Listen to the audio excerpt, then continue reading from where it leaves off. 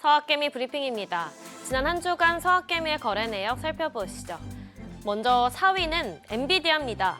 매도 우위에서 매수 우위로 돌아섰는데요. 미국이 대중 반도체 수출 제한 조치를 강화하면서 엔비디아의 H20의 대중 수출도 막히게 됐습니다. 그러면서 지난주 엔비디아 주가가 큰 타격을 입었는데요. 향후 전망에 대한 불안감에 주 중반엔 매도세가 거셌지만 계속 주가가 하락하자 저가 매수에 들어간 것으로 분석됩니다. 3위는 TSLR, 그리고 2위는 테슬라입니다. 미중 무역 전쟁이 격화되면서 테슬라가 최대 피해자가 됐다는 분석이 나오고 있습니다. 처음 자동차 관세가 언급될 당시엔 상대적으로 테슬라가 수혜를 입을 것으로 관측된 것과는 상반된 결과인데요.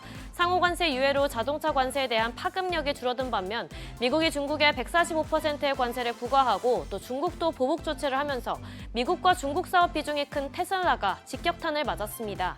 이에 따라 현재 테슬라는 중국산 부품 조달 계획과 중국에서의 신규 주문도 중단한 상태인데요. 이런 가운데 올해 상반기 출시를 예고했던 저가 모델이 3개월 이상 늦게 나올 수 있다는 보도도 나왔습니다.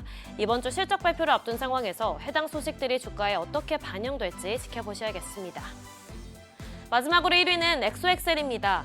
서학개미가 이달 들어 가장 많이 사들인 종목인데요. 16억 달러까지 사들인 때와 비교하면 매수 규모가 거의 반토막으로 줄었지만 여전히 저가 매수에 나서고 있습니다.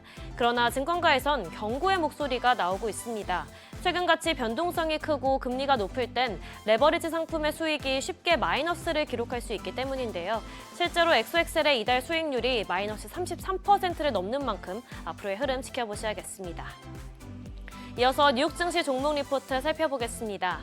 먼저 매드부시 증권은 엔비디아에 대해 이번 대중 반도체 수출 규제로 향후 엔비디아의 분기별 매출이 기존 대비 10% 감소할 것으로 내다봤습니다. 당초 매드부시는 1분기에 딥시크 수요가 증가하면서 중국 매출 비중이 더 확대될 것으로 봤었지만 현재 엔비디아는 55억 달러의 손실이 예상되고 있는데요. 매드부시는 엔비디아가 H20의 재고를 전액 상각하는 결정을 내린 건 중국 고객에게 제품을 출하할 수 있는 라이선스를 발급받지 못할 거란 입장을 취한 것으로 보인다고 분석했습니다. 더 나아가 이 여파가 공급업체인 TSMC의 전망에도 부담을 줄 수는 있지만 TSMC가 가이던스를 크게 조정할 가능성은 낮다고 덧붙였습니다. 다음으로 애플 소식입니다. 관세로 인해 최근 M7 기업 가운데 주가가 가장 크게 직격탄을 맞았었죠. 그런데 에버코어는 애플이 관세 리스크를 경감시킬 수 있는 수단을 다수 가지고 있다고 분석했습니다. 중국 의존도가 높긴 하지만 인도와 베트남 등에서 공급 체인이 구축돼서 리스크를 완화할 수 있다는 건데요. 또한 애플이 미국에서 향후 4년간 5천억 달러를 투자한다고 발표하는 등 트럼프 행정부의 미국 내 제조업 육성 기조에 부합하는 모습을 보여주고 있어서 관세 면제 등의 협상이 이뤄질 여지도 남아있다고 언급했습니다. 또한 소비자들에게 악재이긴 하지만 애플이 가격 인상을 통해 비용을 고객들에게 전가시켜 관세 부담을 덜 수도 있다고 덧붙였습니다. 마지막으로 모건 스탠리는 거시적인 불확실성을 이유로 마이크로소프트에 대한 목표 주가를 하향 조정했습니다. 기존 530달러에서 472달러로 크게 내렸는데요.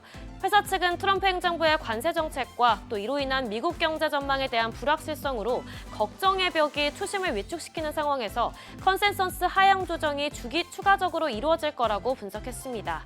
특히 주요 사업인 애저와 마이크로소프트 365의 성장세 둔화, 또 고객사의 대형 계약 보류 등도 부정적인 요인으로 작용하고 있다고 봤는데요.